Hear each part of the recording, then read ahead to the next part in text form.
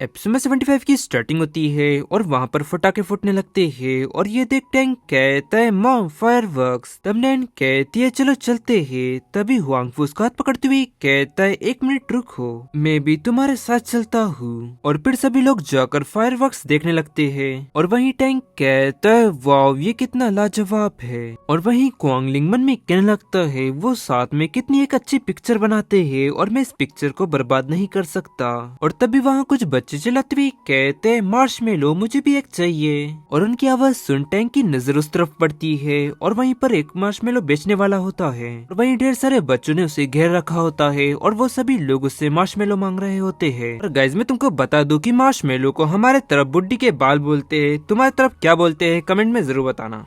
और वहीं ये सब देख टैंक खुश होती हुई कहता है मुझे भी एक मार्शमेलो चाहिए। और फिर हुआंगफू नैन से कहता है वहाँ पर काफी ज्यादा भीड़ है, मैं उसके लिए एक मार्शमेलो लेकर आता हूँ। तब वो कहती है हाँ ठीक है। और फिर हुआंगफू धीरे से नैन से कहता है वैसे क्वांगलिंग को तुमसे कुछ कहना है। और उसकी ये बात सुन वो क्वांगलिंग की तरफ देखने लगती है और वो लोग वहाँ से आगे बढ़ जाते हैं। और नैन क्वांगलिंग के पास जाकर उससे कहती है क्वांगलिंग तुम मुझे माफ करना जो मेरी वजह से तुम्हें चिंता हुई। तब इस पर वो उससे कहता है नैन हम दोनों के बीच के रिश्ते को देखकर ऐसा बिल्कुल भी नहीं लगता कि तुम्हें मुझसे बार बार माफी मांगने की जरूरत है। तो फिर वो आगे उससे कहती है माफ करना तुमने क्या कहा मैं ठीक से सुन नहीं पाई। तो फिर इस पर वो उससे कहता है ठीक है नैन मैं समझता हूँ और मेरे को नहीं लगता कि तुम्हें मुझे इस सब के बारे में समझाने की जरूरत है। और फिर आगे नैन उससे कहती है क्वांगलिंग मैंने हमेशा ही तुम्हें अपना काफी अच्छा दोस्त माना है। तब वो कहता है क्या ऐसा है, क्या वाकई में हम दोनों के बीच में ऐसा पॉसिबल है।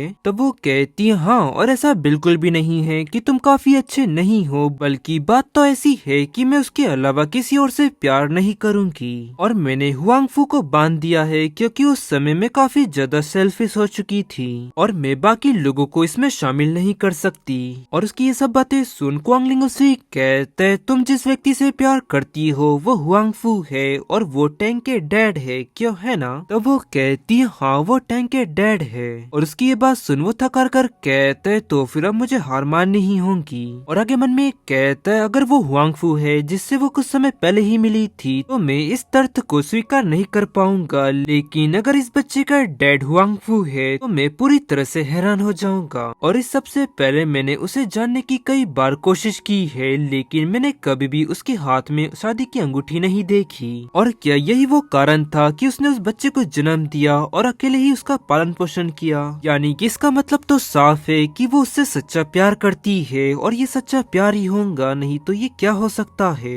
और जरूर इसके पीछे कोई कारण होगा जो उसने ये सब बातें छुपा कर रखी। हालांकि अब मुझे उसके मामलों में दखल देने का कोई अधिकार नहीं है और अब ऐसा लगता है कि मेरा यहाँ पर रुकने का कोई कारण नहीं है, तो अब मुझे यहाँ से जाना चाहिए। फिर वो पलटकर वहाँ से जाने लगता है। तभी नैन उससे कहती है तुम जा रहे हो। और गाइस इसी के साथ ये एपिसोड यहाँ एंड होता है। पसंद आया तो लाइक एंड सब्सक्राइब जरूर करें। मिलता है आपको जल्दी नेक्स्ट एपिसोड में।